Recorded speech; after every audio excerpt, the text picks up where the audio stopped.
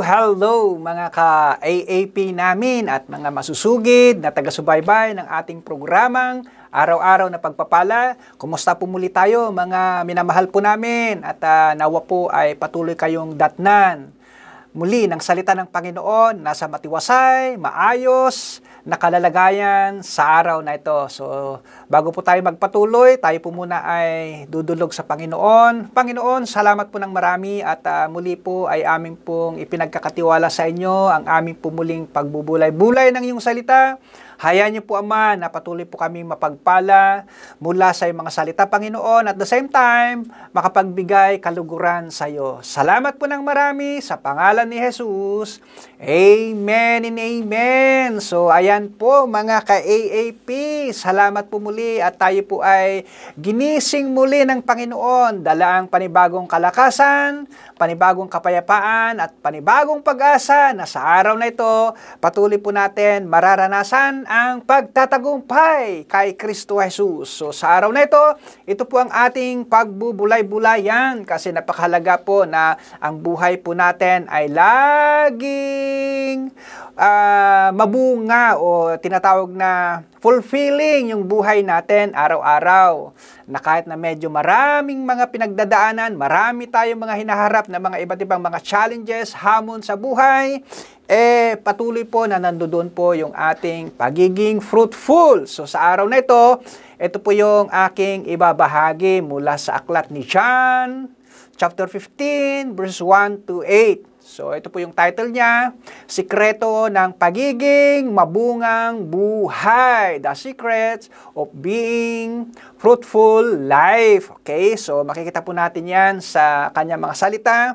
Sinabi po sa John chapter 15 verse 1 to 8, sinabi pa ni Jesus, ako ang tunay na puno ng ubas at ang aking Ama ang tagapag-alaga. Pinuputol niya ang aking mga sangang hindi namumunga at nililinis niya ang bawat sangang namumunga para lalo pang mamunga. Malinis na kayo dahil sa mga salitang sinabi ko sa inyo. Verse 4, manatili kayo sa akin at ako'y mananatili sa inyo.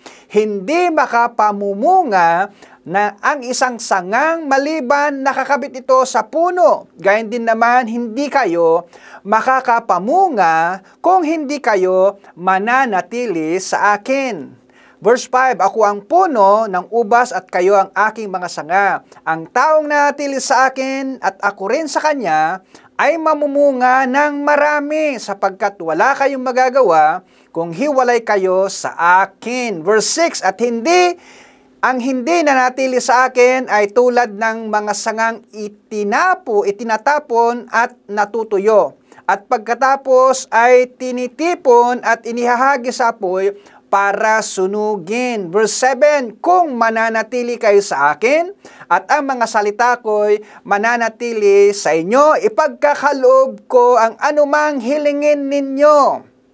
Napaparangalan ang aking Ama kung namumunga kayo ng sagana at sa ganitong paraan na ipapakita ninyo sa mga na kayo ay taga-sunod ko. Ayan po ang salita ng Panginoon na ating pong pagbulay-bulayan at pagpalain po ang kanyang mga salita. So, isang bagay po na dapat po natin maintindihan sa sinasabi ng Panginoon ay hangad ng Diyos ng buhay natin ay laging namumunga araw-araw. So, ang tanong ay anong klaseng bunga yung nais ng Panginoon na nais na lumabas sa ating buhay sa araw-araw. So, may tatlong klaseng bunga po na aking pong ibabahagi sa inyo at kung ano po yung mga ibang paraan ng Diyos kung paano po tayo makapamumunga ng sagana. Okay? So, number 1 na klase ng bunga na nais ilabas sa buhay natin ayon sa salita ng Panginoon ay yung pong tinatawag na the fruit of Christian character. So, saan po natin makikita yan? Ito po yung Christ-likeness na karakter. So, makikita po natin yan dun sa the fruit of the Holy Spirit sa Galatians chapter 5, verse 22 and 23. So, hangad ng Diyos, nais ng Diyos na ang buhay natin habang patuloy tayong nakaugpong at mananatiling nakaugpong sa source ng buhay, yung buhay po natin ay lumalabas itong mga ganitong klase ng karakter o Christ-likeness o yung the fruit of the Holy Spirit. Ano po ba yung siyam na bunga ng banal na Espiritu? Number 1, yung love, yung joy, yung peace, yung patience, kindness, goodness, faithfulness, gentleness, at panghuli, yung self-control. So, yan po yung isang klase ng bunga na gustong makita ng Panginoon na nailalabas natin habang tayo po ay patuloy na nakaugpong sa Panginoon. Yung tinatawag na true vine. Okay, so, anong tawag doon? The fruit of Christian character. Pangalawang klaseng bunga na kailangan din pong lumabas sa buhay natin habang patuloy tayong nakaugpong sa Panginoon ay yung pong tinatawag na the fruit of Christian conduct. Ito po yung mga bunga ng mabubuting gawa natin. So, saan po natin makikita yan? Sa Colossians chapter 1, verse 10. Ang sabi niya doon, so as to walk in a manner, sabi niya, worthy of the Lord, fully pleasing to Him, bearing fruits in every good works, and increasing in the knowledge of Christ. So, ang sinasabi niya diyan, habang patuloy daw po tayong nagbibigay lugod sa Panginoon, tayo din daw po ay namumunga sa ating mga mabubuting gawa. So, yan po yung pangalawang nais na bunga na nakikita sa ating buhay habang tayo po ay patuloy na nakaugpong sa Panginoon. And then, lastly, na klase ng bunga ay yung pong the fruit of Christian converts. By the way, mapalad po tayo na ang church po natin ay patuloy na ipinapahayag yung pong pagbabahagi ng mabuting balita etong mga season na to. So, ito rin po yung pagkakataon na maka-exercise po tayo, makipag-engage po tayo kung paano po tayo nagkakaroon ng bunga sa pamamagitan po ng mga kaluluwa. So, yan po yung pangatlong klaseng bunga na nais na makita ng Diyos sa ating mga buhay habang tayo po ay patuloy na nakaugnay o nakaugpong sa Panginoon. The fruit of Christian converts. Ito po yung mga kaluluwang nadadala natin sa Panginoon. Ito po yung mga kaluluwang sa pamamagitan ng ating pagpipray, pag-share ng gospel ng kaligtasan, pag-i-invite, pag-aanyaya para ilapit sila sa Panginoon, para makilala din nila ang Panginoon balang araw. Then, ito po yung mga bungang, isang klase na bungang nais na makita sa ating mga buhay. So, paano ba tayo, ano ba yung mga sekreto? Paano po tayo magiging magbunga sa buhay na to? Paano tayo magkakaroon ng pag-ayos ng karakter natin, yung attitude natin, o yung pagkakaroon natin ng fruit of the Holy Spirit, o yung tinatawag na Christ-likeness na karakter. Ayun nga po, ayon po sa salita ng Diyos na nabasa natin kanina, yung pong patuloy natin pagkakaroon ng maayos na ugnayan dun sa tunay na source ng buhay. Kaya nga mababasa po natin doon sa John chapter 15 verse 1, I am the true vine. Tandaan niyo po, bakit po dinagdagan ng true vine? Ibig sabihin, marami po kasing pwedeng maiugnayan ng buhay natin.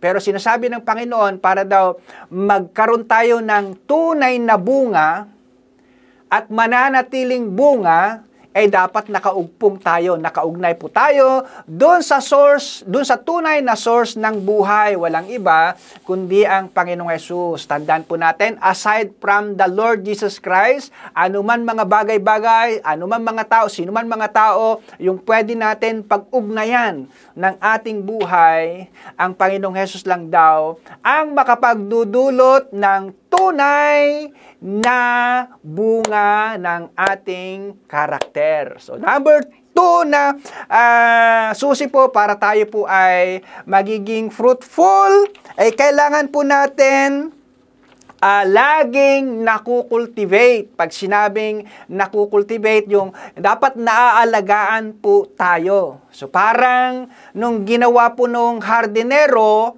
na kung papaano yung mga sangang hindi po namumunga ay kanyang pinuputol para lalong maging healthy. Yung mga branches na dadaluyan ng bunga ay ganun din daw po ang dapat na nangyayari sa buhay natin. Willing po tayong magpaalaga at magpaputol, magpalinis. Although masakit minsan yung tayo po ay kinokorek, masakit minsan kapag tayo po ay pinuprone, pero dun lamang daw po magkakaroon ng maayos na pagbunga ng buhay natin. So kasama po talaga sa Christian discipline natin yung pong pagpuprone, paglilinis ng buhay natin, pagpuputol sa mga patay na bahagi ng buhay natin. So, para daw lalong lalabas yung mas magandang bunga, kailangan daw po tayong mag-undergo o dumaan sa tinatawag na pruning o paglilinis. Kaya, ayun po yung mga ilang sikreto po kung paano po tayo lalong maging mabunga sa lahat ng aspeto ng buhay natin. Kailangan, number 1, nakaugpong tayo. Nakakonect tayo. We must make the right connection. And then, number 2, you must be cultivated. Na patuloy tayong nagpapa-undergo ng discipline, correction, paglilinis ng buhay natin. Then, doon po lalabas yung mga bungang hinahangad sa buhay natin. And verse 8, sabi niya doon, napaparangalan ang Diyos kapag tayo po ay namumunga. Diba? Napakaganda na kailangan natin maintindihan yung hangad ng Diyos na tayo po ay laging nagiging mabunga sa ating mga buhay. So mga ka-AAP, salamat po muli sa araw, sa oras at panahon na binigay nyo para patuloy na makinig at makipagbulay-bulay sa kanyang mga salita. Tayo pong lahat ay manalangin. Father God, salamat po ng marami at pagpalain niyo po ang buhay ng bawat isa. Hayaan niyo po, Panginoon, na patuloy po kaming namumunga ayon sa nais mo habang patuloy kaming nakaugnay sa iyo, Panginoon. At the same time, Lord, magkaroon po kami ng tamang attitude ng didisiplin mo, Panginoon, para nang sa ganon, lalo pong lalabas yung mga bungang nararapat at hinahangad mo sa buhay ng bawat isa sa amin. Salamat po ng marami. Pagpalain niyo po ang buhay ng bawat isa. Sa pangalan ni Jesus, Amen and Amen. Salamat po muli mga ka-AP at hanggang sa mga susunod na episode po natin. God bless and bye-bye!